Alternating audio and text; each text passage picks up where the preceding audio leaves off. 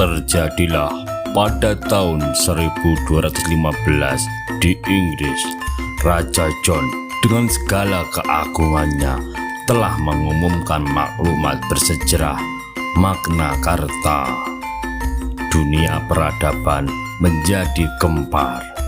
Zaman tengah yang mencekik karena kekuasaan mutlak para raja duniawi dan rohani. Dengan maklumat itu seakan mendapat pelita di tangan untuk keluar dari pengabjakan. Magna Carta memberikan kebebasan pribadi dan kebebasan politik pada kaula Inggris, pada umat manusia. Dan berabad lamanya maklumat itu tinggal hanya dongengan indah. Kenyataannya tetap tergantung-gantung di langit biru. Namun bagi umat manusia yang tercekik itu, dia meniupkan harapan dan kepercayaan bahwa benar setiap orang adalah sama di hadapan Tuhan dan sesamanya. Adalah tidak benar orang menjadi berbeda-beda dan bertingkat-tingkat hanya karena kadar kekuasaan duniawi dan rohani. Kenyataan tinggal seperti sedia kala. Pada tahun 1215 Masehi atau 1137 Saka, bukan Magna Carta yang menerangi bumi Jawa. Inggris tidak mengenal Jawa, Jawa tak mengenal Inggris. Namun Magna Carta yang lebih luas telah berlaku sejak Sri Erlangga naik tahta 1020 sampai 1042 Masehi di Kahuripan. Pada tahun Raja John mengumumkan maklumatnya yang bersejarah, Magna Carta Erlangga itu telah dilindas oleh keturunannya sendiri yang kelima, Sri Kertajaya, Raja Kediri, 1185 sampai 1222 Masehi. Negeri Tumapel di bawah perlindungan Kediri diperintah oleh Aku Tunggul Ametung sepenuhnya mengikuti jejak Kertajaya, juga dalam mengimprovisasi perbudakan yang 2 abad zamannya telah dihapuskan sejak Erlangga.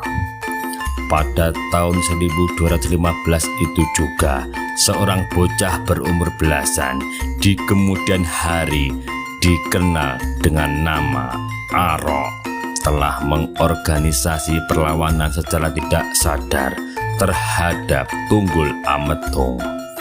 Dalam 5 tahun kemudian, berumur 20, telah menjadi taktikus perang yang mengubah cara berperang gaya Hindu di Jawa, juga seorang politikus dan negarawan dengan gaya sendiri.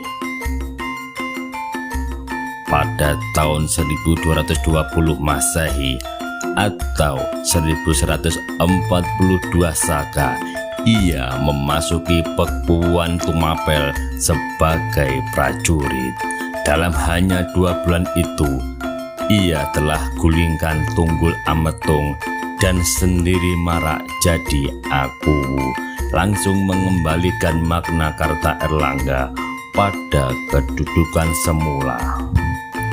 Pada tahun 1222 Masehi atau 1144 Saka, hanya dalam 2 tahun ia telah gulingkan raja terkuat di Jawa, Sri Kertajaya, dan dengan demikian mengembalikan Magna Carta Erlangga untuk seluruh Jawa.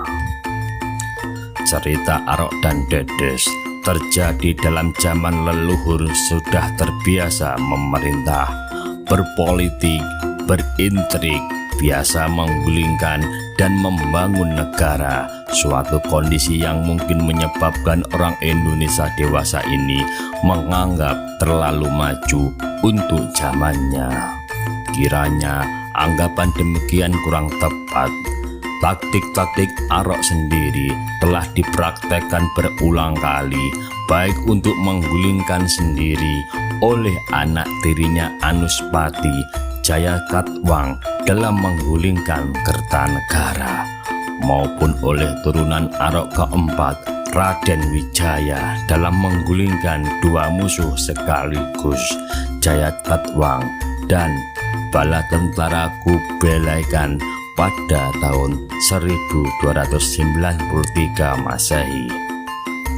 Juga dekritnya tentang persaudaraan kepercayaan telah dirumuskan dalam pemerintahan Hayam Wuruk tahun 1350 sampai 1389 Masehi oleh Empu Tantular Bhinneka Tunggal Ika.